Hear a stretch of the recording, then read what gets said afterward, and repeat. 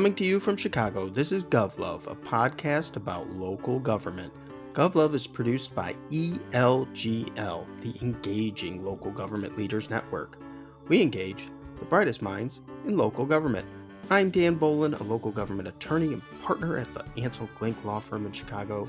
Today we're joined by Bob Hagemann to discuss a recent Supreme Court case on social media, Lindke v. Freed.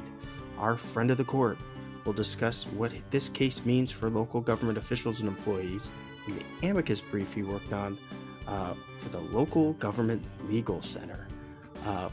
Bob, welcome to GovLove. Thank you. I'm glad to be here. Glad to have you. Today we're going to discuss this recent Supreme Court case and what it means for government officials and employees on social media. But first, let's get started with our signature lightning round. We want to hear about your career path, so let's start at the very beginning with the day you were born. Where were you born? The day I was born, in the very city that you're sitting in, Dan. I'm a Chicago kid, born and raised on the Northwest side, went to Northwestern undergrad, and then kind of on a lark, sight unseen, never set foot in the state, found myself at law school at the University of North Carolina here in Chapel Hill. There, I was blessed to have a wonderful mentor, the professor of my local government law class, and she hooked me up with a local practitioner, guy who was a town attorney for a couple of local governments here in North Carolina. And I worked with him for 4 years, a wonderful training experience, learned how to practice law. And then I spent 4 years with our state municipal league, the League of Municipalities. Fantastic educational experience. I encountered virtually every legal issue that local governments deal with in terms of helping and advising, writing for, speaking publicly to local elected and appointed officials throughout North Carolina. And from there, I had the privilege of being hired in the city attorney's office in Charlotte. Charlotte is the largest city in North Carolina. And I spent 24 years in the city attorney's office, moving up. In the last 7 years, I was the city attorney. We have the council manager form of government in North Carolina. So I had 12 bosses, 11 city council members, and a mayor. Not a strong mayor, so I worked for all 12. And just had the time of my life. Accumulated a lot of really fascinating stories. A city like Charlotte, the growth that it's experienced, I got to watch it out my window for 24 years. And I retired from the city at the end of 2018 and have spent the last almost 5 years now with Poyner, a law firm here in North Carolina, and have been helping the firm develop and build its local government practice. Oh, wow, that's very cool. What a cool experience. And, we are on a local government podcast. I think the Municipal Equation podcast is another local government podcast the North Carolina League does. Isn't that right? Yeah, it sounds familiar, but I wouldn't swear to it. I'm not a follower. Hey, we got to listen. What am I doing? Publicizing other podcasts on this podcast? That's probably not a smart move on my part. But hey, I'm a listener. I should say. But anyhow, that's incredible. Like, how does your work at the city inform your work you're doing today for Poyner? Well, with all those years with the city and even prior to that, did a fair amount of networking.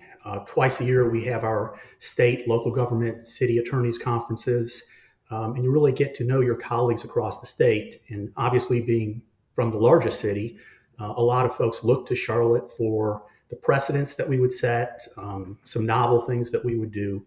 So really developed a good network of colleagues and friends across the state. So coming to Poyner, those relationships have continued. And I currently serve as a county attorney and a municipal attorney for a small town. On top of that, we get a fair amount of work from other municipalities and even counties now. And we have also started to develop a pretty strong, we have a strong education practice as well. And they represent school boards, charter schools. So we really have a strong focus on serving local governments in North Carolina. What do you make of your perspective working in-house at a big city versus working outside for all over the place. But how does how does that experience differ? What do you like, and what do you maybe miss about being at the city? Yeah, there's a real big difference. Early in my career, I realized pretty early on that money was not really my motivating factor. I wanted to have a career that I enjoyed, and if the money came, that's great. But it wasn't primarily about the money. So, pretty early on in private practice, I realized that maybe that's not for me. But I also got to work with a couple of those local governments, and my boss started sending me to the weekly staff meetings at one of these towns, and I really began to understand and appreciate and desire the idea of being part of a team. Um, a long-term team, not just being the hired gun to help with a lawsuit or help with a rezoning, where you may never see that client again. So I figured out pretty early on that I wanted to be in-house, and that's what led me to Charlotte. And again, I've lifetime friends that I worked with on really cool projects. We have really good memories and good stories. My time was my time to move on. I was pretty self-aware that I had what I describe as creeping negativity, a little bit of bad thoughts sitting at city council meetings. Will you people just vote already so I can go home? So it was time, and the reentry into private practice has been for me fantastic. I think largely because of how good this law firm has been to me. They've allowed me great flexibility. I'm not working a full-time load. My compensation reflects that, but I'm fine with that. I enjoy it. It's not the same, but 24 years was kind of enough for me. Yeah, 24 years. What were some of your favorite projects at the city? Oh, Dan, I not so jokingly tell people I could write a book. So I'll just hit a couple of things that happened in my 7 years as the city attorney. And I tick these off not because I did them. They're things that happened. They happened to the city, and I had a role in them. So um, my first year, we hosted the 2012 Democratic National Convention. A lot of interesting First Amendment issues in the planning process, and just watching all the work. Secret Service basically deploys a year and a half ahead of time to start working on security for an event like that. We had negotiations I was involved in with two professional sports franchises, the Carolina Panthers, our football team, and the Charlotte Hornets. Um, Worked on negotiating deals to build an arena downtown after we originally lost the original Hornets to New Orleans, and then pretty substantial renovations to our football stadium. I had an experience where I was walking down the hallway one day, and I found myself surrounded by five guys in blue suits who asked me if I was a city attorney. And when I hesitantly said yes, announced that they were the FBI and they needed to speak to me alone in a room right now. And we went into the room, and they informed me that they had arrested our mayor on public corruption charges, handed me the search warrant that they were there to execute it, told me that the U.S. attorney would be calling in 15 minutes, and we also received an extremely broad subpoena. So that was quite the experience. A lot of friends and family wondered if I was in trouble when they heard about that. I had to explain the council manager form of government, Mm-hmm. and that I didn't work for the mayor. I worked for the full board, full council. We successfully fended off an attempt to take the city's airport away from the city and put it into an authority. It was about a 5 or 6 month political battle before the state legislature pulled the trigger, passed the bill, and we got a temporary restraining order very, very shortly before the law took effect. And very, very long year and a half, interesting process of getting to know folks at the Federal Aviation Administration, some litigation work, and ultimately the effort kind of fizzled out, and the city still has the airport. So those are a few examples of things that happened. I'll throw one more in there. Many of your listeners may be familiar with something that came out of North Carolina 6 years or so ago called House Bill 2.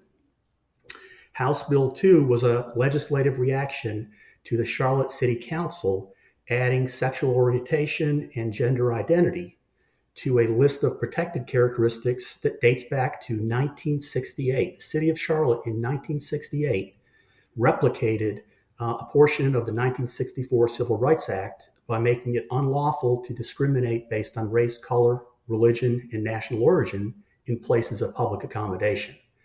So my city council added sexual orientation and gender identity to that list, and very quickly, our legislature passed House Bill 2, which preempted local authority and required people to use restrooms based on their birth sex. It set off a pretty interesting firestorm with a lot of economic pressure being brought on the state. Bruce Springsteen canceled a concert. PayPal pulled out of a big economic development deal, and NCAA was not awarding tournaments and pulling tournaments out of North Carolina. We lost the NBA All-Star game for a couple of years. And then ultimately, I was involved in some back channel negotiations that led to a repeal of House Bill 2 and a cooling off period. The legislation had a temporary preemption that had a sunset on it, which is now expired. And Charlotte and a number of other jurisdictions now have non-discrimination ordinances. Wow. That's quite a list. And I guess that's why we get into this work. It's never boring. It's not so much that you go set out to do it. It kind of happens to the city, and you're along for the ride. And that push pull on preemption that you see in a number of states. We see it a little bit here, but in other states that's much more aggressive. At least that's the sense that I get. But it's fascinating to hear about and watch. It's certainly a trend I think to monitor and for local governments and the legal landscape anyhow. But I'm looking at the score from the lightning round. You got a perfect score, so congratulations. It's time to talk about you mentioned it already, the First Amendment. First Amendment and social media. I mean, what was the landscape like before the Supreme Court case kind of came around? Like what were some of the principles and ideas that that local government officials and employees understood or heard about on social media before the Supreme Court case came around? Yeah, well, I'll take you back 15 or so years. Mm-hmm. I did a fair amount of the First Amendment work for the city. And a couple of city employees showed up in my office unannounced one day. They were from our communication shop. And they explained to me, or they told me that they were going to open up a Facebook page. And I said, "What's Facebook?" And they explained it to me. And they were kind of excited. And they said, "This is a vehicle that we think will let us engage with our residents, with our community." And I said, "What do you mean by engage?" Well, they said this new Facebook thing would let us post up information and then have a dialogue with our citizens, with our residents. And I asked a bunch of questions of how this works. And I said, "What are you going to do when the citizens start hammering the mayor?" And they looked at me. I mean, they were in a positive frame of mind, excited about this new tool. And I kind of opened their eyes to some potential downside of this new tool. And I told them, I recognized right there that we, in all likelihood, we almost certainly were creating a forum. And the forum would trigger First Amendment rights and potential First Amendment scrutiny based on our actions. And I told them, I said, "I don't think you're going to be able to take down posts that you don't like if they're critical of the mayor." And when the mayor comes to me and said, "How can this be?" I'm going to point to you and tell the mayor I warned them of this risk. So there you go. I think I started my personal Facebook page in 2009. I'm not very active on it. It was fun kind of reconnecting to high school friends and all that good stuff. But, I knew this day was coming. Back whenever I had this conversation, I predicted, I knew it was coming. One of the pretty well-known cases before the Lindke case in the Supreme Court was a case out of the Fourth Circuit where North Carolina is. And it wasn't a question of whether or not the official was engaged in state action. And we'll talk more about that. That's the issue that was before the court in this case. There was no doubt it was state action. The question was, can a government actor censor by either removing posts or blocking people from posting? And I was not surprised at all when the Fourth Circuit acknowledged those First Amendment issues and those First Amendment rights. And um, I just saw where this was going. Now, the Lindke case and a companion case decided the same day, argued the same day, and decided the same day. Um, that really put on the table this question of what's the test for determining when what may have begun as a personal Facebook page, what's the test for determining whether it might now be state action? And that was really the question before the court. Right, state action, only the government can violate your First Amendment rights.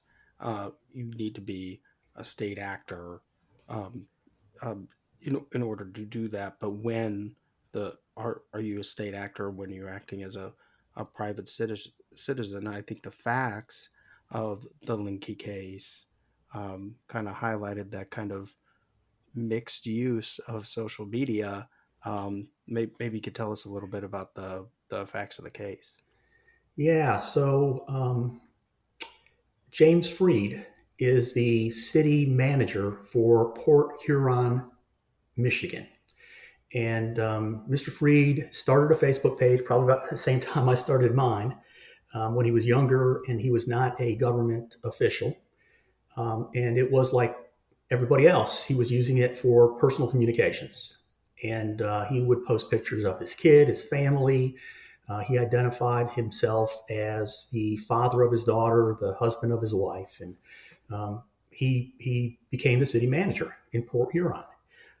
And according to the record and the Supreme Court's opinion, he began to not only post about his family and his private life, but he began sharing information about government business. Not surprising, it's sort of human nature, happens all the time. In the pandemic, which of course we all know, some pretty strong political feelings and views came as a result of that. And he was sharing information about stay safe, wear your mask, sharing city policies. And Kevin Lindke began commenting on Mr. Freed's page, critical.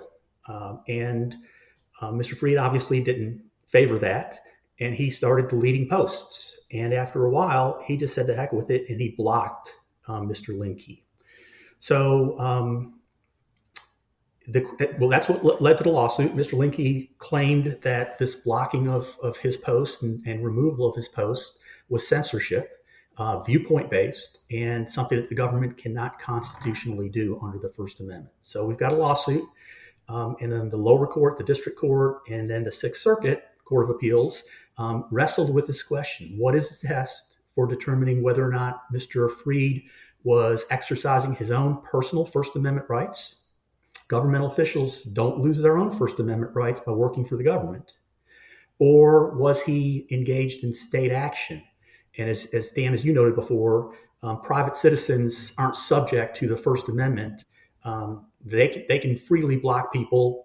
It's not state action. The First Amendment protects individuals from the government. It's rights vis-a-vis the government, not vis-a-vis other private actors. So one of the other things I'll mention here, and I want to kind of circle back to it at the end when we talk about what are some unanswered questions or issues that are out there. Mm-hmm.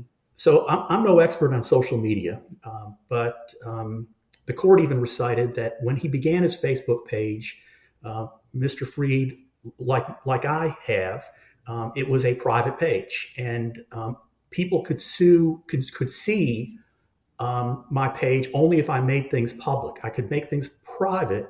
And when I make it private, the only people who can see it are people who I have accepted as a friend. I've either asked to be their friend and they've accepted it, or they asked me to be their friend and I've accepted it. According to the opinion, as he became more prominent publicly, Mr. Freed, the demands to access him started to going up.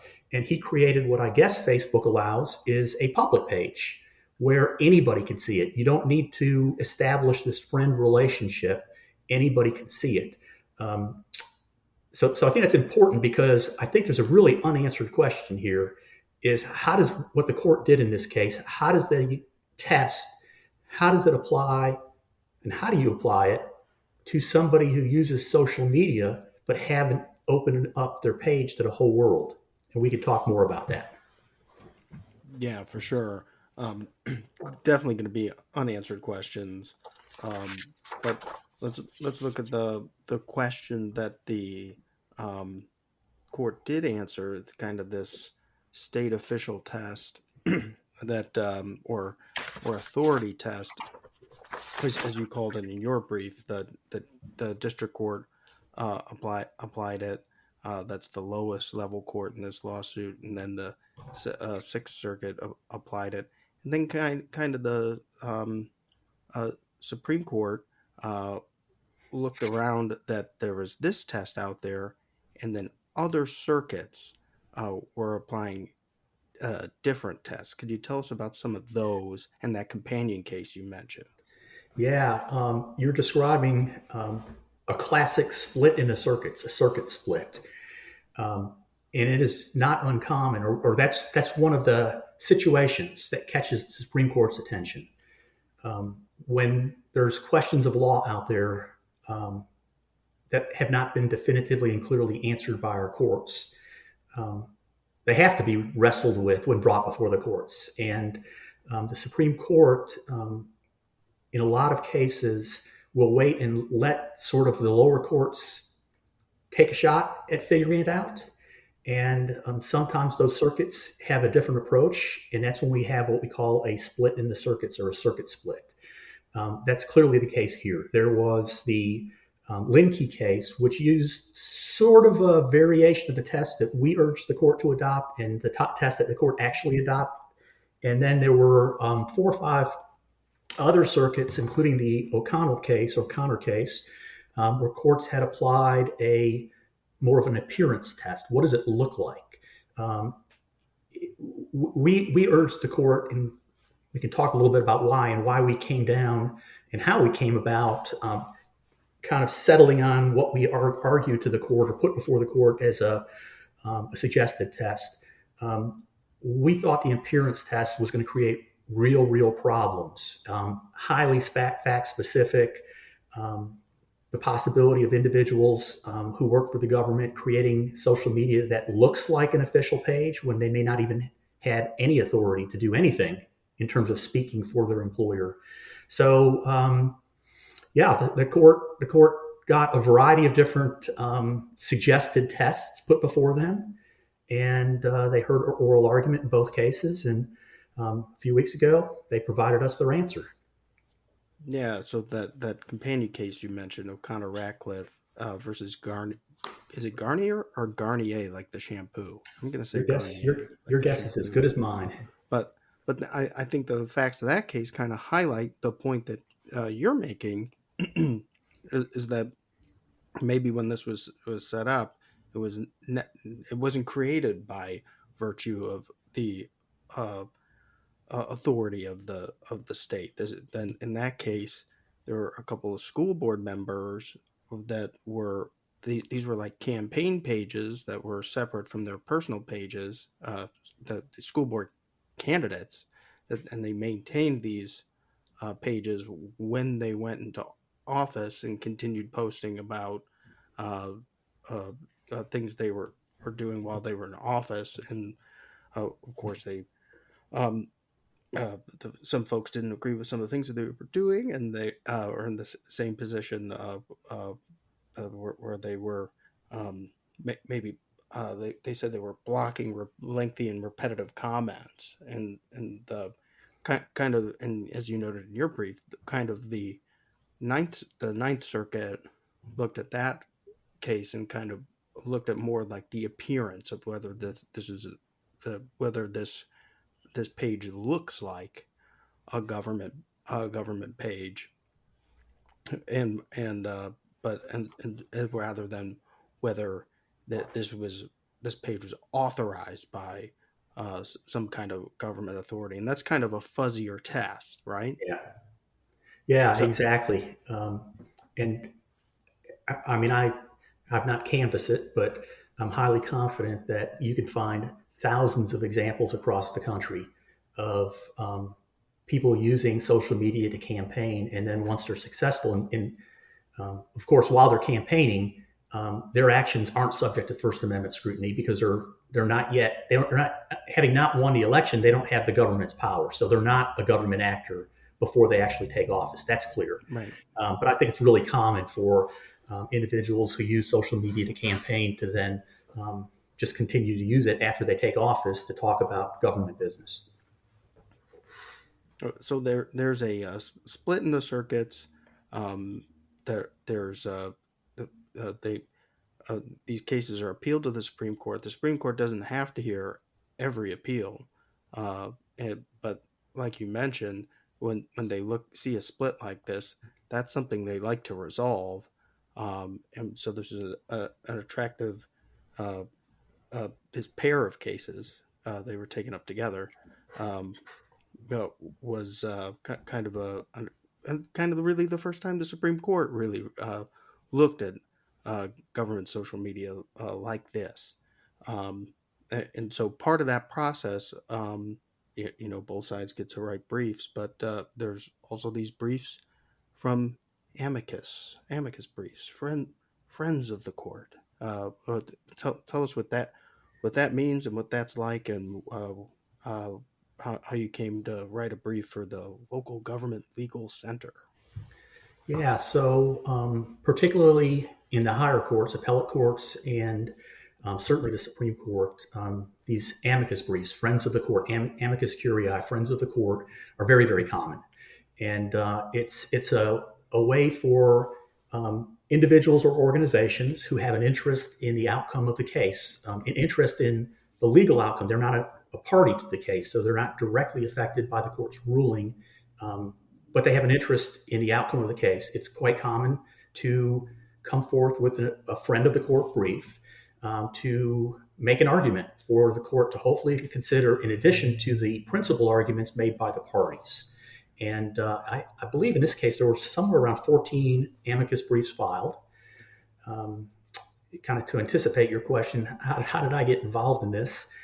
So it was not just the state and local law center, but several other organizations, national organizations representative of local government interests, the National League of Cities, the National Association of Counties, and then the International Municipal Lawyers Association, which is our municipal lawyers professional association nationwide, in addition to similar organizations at the state level.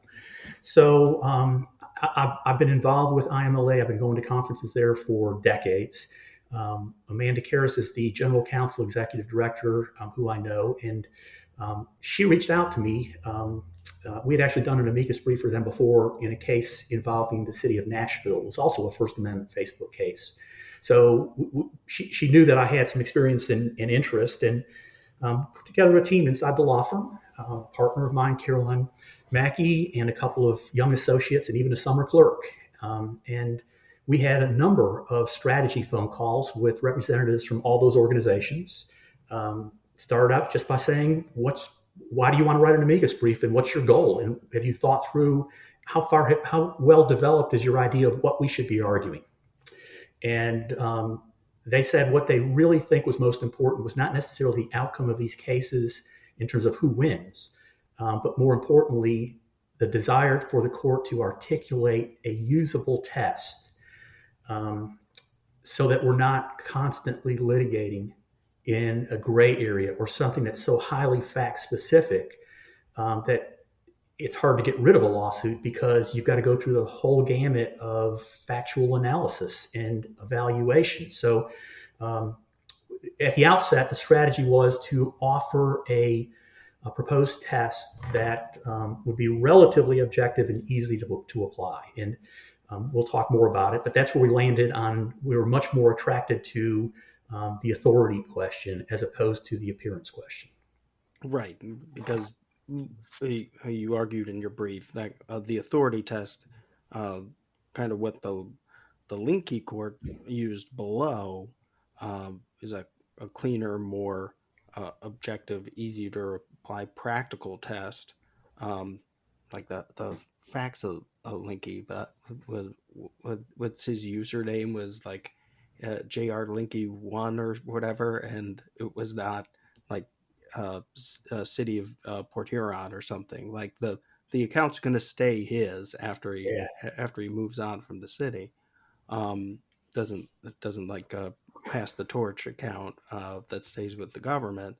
Um, so that kind of like authority test is cleaner than the appearance test, whether the kind of trappings of the office, how many you know times can you use the list your city email on the page before it becomes a city uh, Facebook page.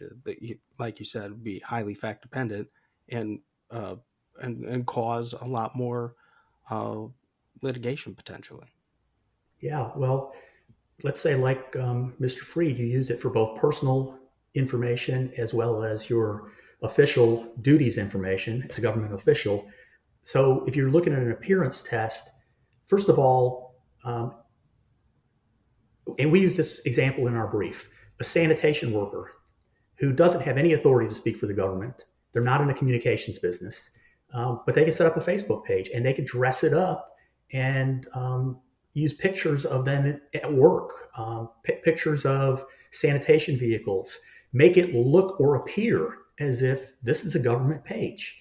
Well, the challenge for that approach, an appearance test, is the government then has to monitor, because if in fact that sanitation worker can be a state actor, well, the liability for those state actions rests or falls on the government. And to try to minimize or eliminate, you can't eliminate liability, but minimize potential liability, does that mean that you got to be monitoring all your employees' social media accounts to make sure that they're not putting you in a position because of how they created the appearance in their social media? So, yeah, we just thought that an appearance test was just bad news. Yeah, and so uh, the court read your all the briefs and heard argument. What did they ultimately decide?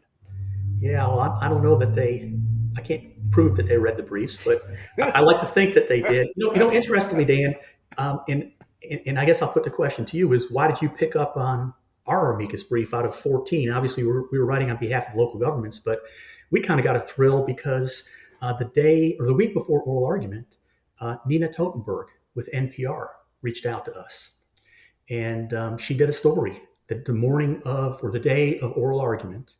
And then the day the opinion came down, she actually her assistant had contacted my partner, Caroline Mackey. The day the decision came down, Nina herself called Caroline. We've got the voicemail. I've got her phone number. So it was kind of a thrill and I'm kind of curious. I'll never know why, but why our brief out of 14 was sort of noticed or identified. Yeah, it's been fun and interesting. Oh, well, when I see cases like this come up, I do look for the IMLA briefs, and now they're part of the local government legal center, and that work on these issues to see check out the work that they're doing, and it was a helpful brief to frame the issues for me, and have kind of like a little rooting interest to see how thing's going to go, but not necessarily for any, like you said, any of the parties in the case, but what's going to be the good result for local governments, my local government clients too. um, and it looks like the Supreme Court kind of adopted the view you advocated for in your brief. Well, how'd that turn out? Yeah, so the court articulated a two-part test. And to be honest with you, really only the first part is what we put forward. Now, the court, Mm, we did not speak about or offer or propose the second part to the test, but the first part of the test is the individual must possess actual authority to speak for the government. So it's not the appearance, it's not the sanitation worker, it's somebody who has actual authority to speak for the government. And then second, if they don't have the authority, that's the end of the analysis. If they have the authority, then the question is, did they purport to exercise that authority?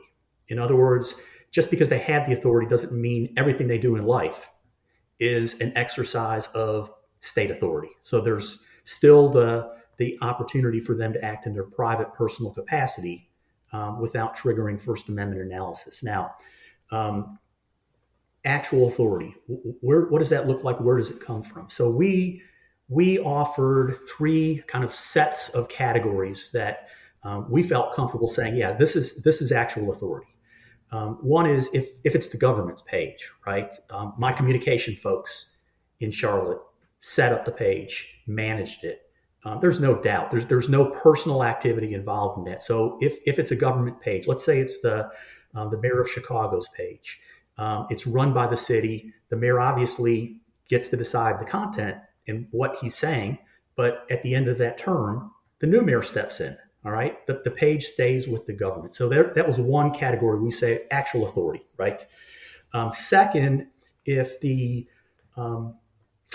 government, if somebody comes to the government with a private social media account, and then the government helps support it, they provide resources. They assign a city employee to monitor and post on behalf of the mayor. That kind of thing, where the government sort of has accepted that social media as its own by providing resources and support. And then the final one is whether the individual has been given clear authority. Now, you're well aware, constitutional rights are legally pursued and protected through a federal statute, Section 1983, 42 U.S. Code 1983. And Section 1983 basically gives the right to anybody who has been deprived of a constitutional right by any person who, under color of law, color of any statute, ordinance, regulation, custom, or usage, deprive somebody of their constitutional right. So those five magic words, statute, ordinance, regulation, I'll pause there. Those are all things that are written down, right? A statute is a state or federal law. An ordinance typically is a local law. And a regulation, again, a regulation can come from a variety of different sources, but these are things that are written down. Then the last two are custom or usage. And what the courts describe custom of usage as some practice that has persisted for some period of time, such that it's logical to conclude that the authority exists to embark and engage on this activity. So that's sort of a thumbnail synopsis of the test put forth by the court. So but that's not where it ends, right? It's not enough to just have the authority. You have to actually demonstrate that they were using it in connection with this speech. So there's like a second part to that test, right? That's right. Did they purport to wield that authority or exercise that authority? Interestingly, the court didn't decide this case. Mm-hmm. The court didn't decide whether or not the Port Huron city manager or the two school board members from out in California, the court didn't decide whether their actions constituted state action that would then trigger First Amendment analysis. The court remanded it to the lower courts to actually apply the test and make a determination. It's not inconceivable. This one or both of these cases could show back up again, right, after the test articulated by the court is applied by the lower courts. Right. So even though it's similar to the test used below in the Lindke case, they sent it back to apply this new test. And then in the Garnier case, the O'Connor-Ratcliffe Garnier case, they just that opinion was even shorter. It said, just see this other case and go apply this new test. And so that's going to be the test for whether it's state action on, for the local governments and officials on social media. Let's kind of maybe talk about the questions that were answered, the questions that are unanswered, and kind of what kind of suggestions we have for government officials and employees on social media going forward. What should they take away from this case? Yeah, so I see at least two categories of questions that I'm interested in that I don't think are answered by the opinion. One is, well, let me back up a second.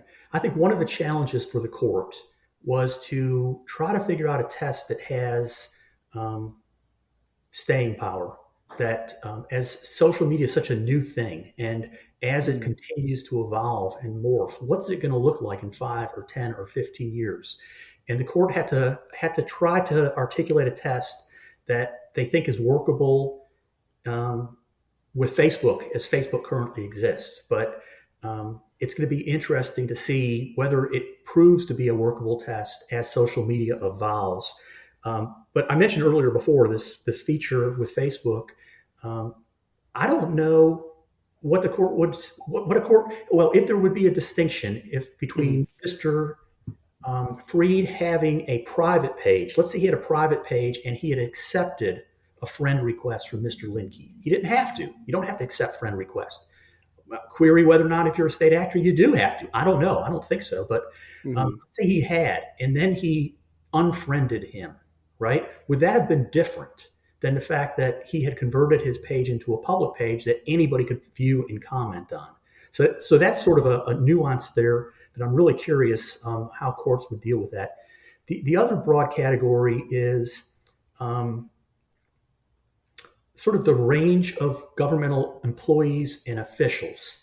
And how do you apply the test to that broad range from the sanitation worker to a governor, all right?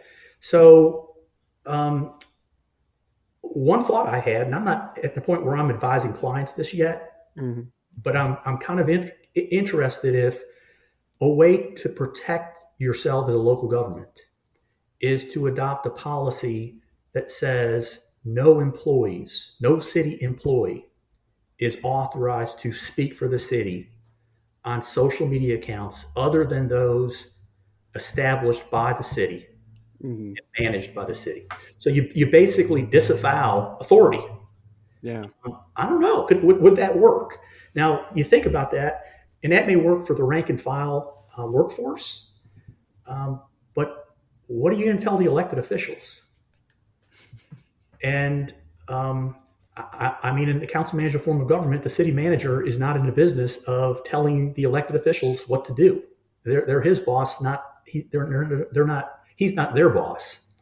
So one thought I had is for a governing board, a school board, a board of county commissioners, a city council, it may be inherent that they don't have authority to speak for the government because they're a member of a body or board. And they don't inherently have power other than through their vote of the collective. So that's going to be interesting to see whether or not arguments develop that unless they've been granted authority by statute, ordinance, or regulation, right? They don't have the authority to speak on behalf of the government. I know my city council in Charlotte had in their rules of procedure, and this predated social media, or maybe it's in the code of ethics, that individual council members can't speak for the entire body unless they've been given authority to do so. Yeah. And then the last category, you talked about the run-of-the-mill workforce. Then you got elected officials who sit on a legislative body. What about the chief executive? What about the governor? In North Carolina, we have something called the Council of State. We have a long ballot where cabinet members are separately elected, not appointed by the governor. Do they inherently have the power by virtue of their office to speak for the government, at least within the purview of their subject matter? The insurance commissioner has the authority. I can see that being recognized. Inherent authority to speak on behalf of the state on matters involving public policy around insurance. We talked about whether to get into the chief executive, a strong mayor in Chicago or New York, governors, the president, President Trump, former President Trump was the subject of one of these lawsuits. And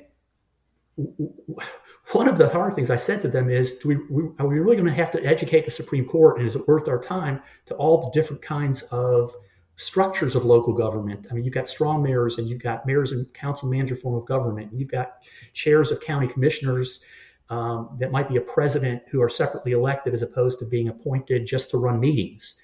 And we decided not to get into those weeds, but I think that's a really interesting area that courts in the future may have to wrestle with.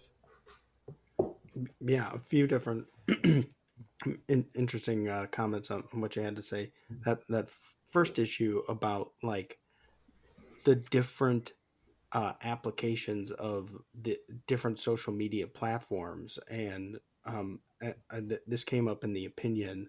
Uh, the opinion says the bluntness of Facebook's blocking tool highlights the cost of a mixed-use social media account. If page-wide blocking is the only option, a public official might be unable to prevent someone from commenting on his personal posts without risking liability for also preventing comments on his official posts. So that's an interesting idea about, and it mentions by footnote how Twitter's a little bit different in how things can be, um, uh, what a user can see after they've been blocked. And so, each platform's different, and so it'll be interesting to see how these tests are applied across platforms. Fortunately, of the suggested tests, I think we got the better one, the cleaner one, the one that you urged. But that'll be interesting to see. But that kind of mixed use issue, I think that's why coming out of this case, and I think there's advice for a lot of folks were encouraging before, is to maintain separate accounts, government from personal, so it's not a question. And then the issue, that policy idea you mentioned was very interesting. It reminded me of the discussion, the case about uh, disclaimers, like saying, "This is my personal page. My views are not my employer's." That I suppose I could work the other way. That saying, "This is the official page of, whatever unit of government." And the court said that it kind of creates that presumption, that that this does or maybe does not uh, have the authority of the government there. And then, um, yeah, so, and then what this case didn't get into was actually very very deep into like the idea of deleting or blocking comments. This was just a threshold, like whether this is state action or not issue. And so when it is state action, you know I don't think the Supreme Court's considered that question yet. I think lower courts have, like you mentioned. But all the different applications, the different social media platforms will be interesting to see going forward. What do you think? Yeah. So I think if it is state action, blocking somebody or deleting is going to be a real problem. Right. Um, I've had conversations with lawyers in North Carolina who have had to deal with what clearly are government forums, I mean, government pages. But controversy strikes up because of things that people post, right? Ugly stuff, um, obscenities, personal attacks. And understandably, folks don't want to be subjected to that. Mm-hmm. And I've seen policies, I'm sure this is pretty common across the country. In North Carolina, we have a statutory obligation. Every local government board, at least once a month, has to hold, um, it's called various things, citizen comment, public forum, basically an opportunity for people to come to a meeting and address their elected representatives. And it's typically, you got 3 minutes, you can speak on any subject. Well, it's a limited public forum or a designated public forum, the purpose Mm-hmm. of which is for folks to engage with their elected officials, presumably about subject matters within the jurisdiction and purview of this board. So I think under a reasonable time, place, and manner regulation, First Amendment stuff for a limited or designated public forum, you can say that you have to limit your comments to subjects that are germane to us, right? We're not able to stop the war in the Middle East. So this is not the place to bring those issues. We don't have any jurisdiction. We don't have any say. So, but once they're talking about a subject matter that's within a purview, you can't discriminate based on viewpoint. You can't let the good stay and the bad go. Mm. I've counseled numerous elected officials and chairs of governing boards about what I think is the best way to handle that person who shows up to talk for 3 minutes. And my inclination is, if you try to shut them down, you guarantee yourself a fight, right? I've not seen, if somebody is hell bent on using their 3 minutes to just hammer these folks, and the mayor tries to shut them down because they're making personal attacks or whatever, they're not going to say, "Oh, I'm sorry, mayor, I didn't know I couldn't do that." It's going to escalate. It's going to escalate the situation. So I just tell folks, let them have their 3 minutes and move on, right? Mm-hmm. So I think similarly about social media. Just don't get all balled up around they're saying bad things about us. It Mm-hmm. reflects on them. It doesn't reflect on you. Right. Well, all the time, public comment, advising chairs and mayors to uh, just say thank you for your comment and move on. And that same advice could apply to social media too, Yeah. So, very interesting. And any final thoughts or words of any suggestions for folks to kind of take away and apply to their own social media use for after this case? Well, kind of two takeaways. One is, what do I make of sort of the status of the law, and Hmm. then second, what would I advise folks to do? Um, this is a good step. We've got a test, um, but it's going to take a while to see how that test works in practice, how lower courts apply it. And there's going to be some zigs and zags, I'm sure, some things that we can't foresee or aren't predictable.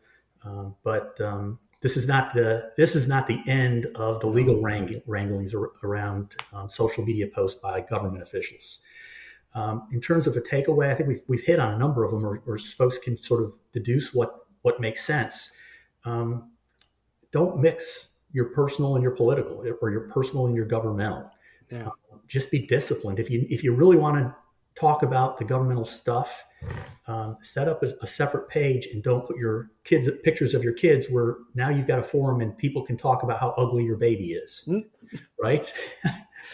um, so it's just better to separate it. And I think as an organization, as cities and counties and school districts and other organizations kind of look at, what do we do organizationally now?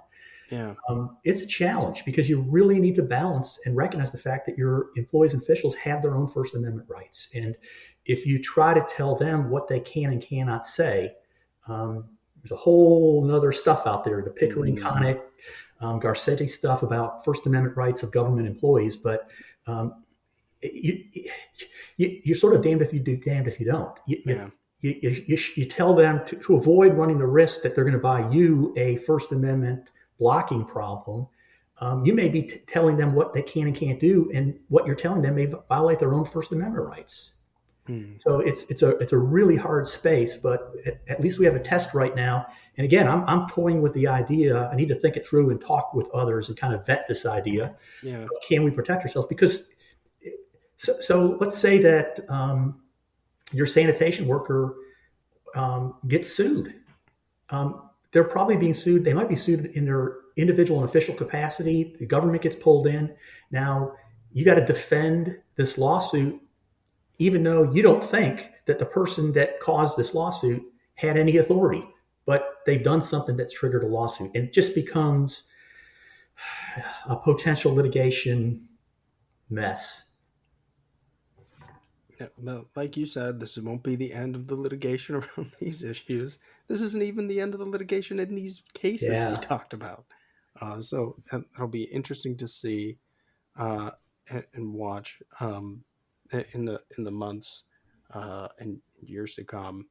But I want to thank you for you know your work on behalf of local governments, and glad to see we got at least um, the practical tests that we can use. But I do have one last question. If you could be the GovLove DJ, what song would you pick as the exit music for this episode?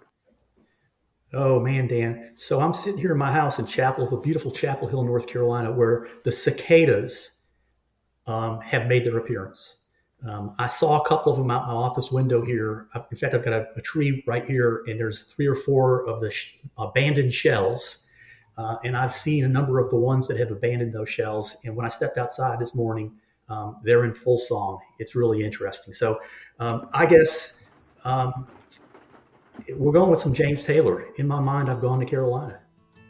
Oh, that's pretty nice. Where I thought that was going is just just sounds of cicadas. I think the James Taylor song is going to be a much more pleasant pick. We'll add it in post. That ends our episode for today. Thanks for coming on and talking with me. GovLove is produced by a rotating cast of ELGL volunteers. ELGL is the Engaging Local Government Leaders Network. You can reach us at elgl.org/GovLove or on LinkedIn at GovLove Podcast. Thanks for listening. This has been GovLove, a podcast about local government. Bye. Now I'm crying, ain't I?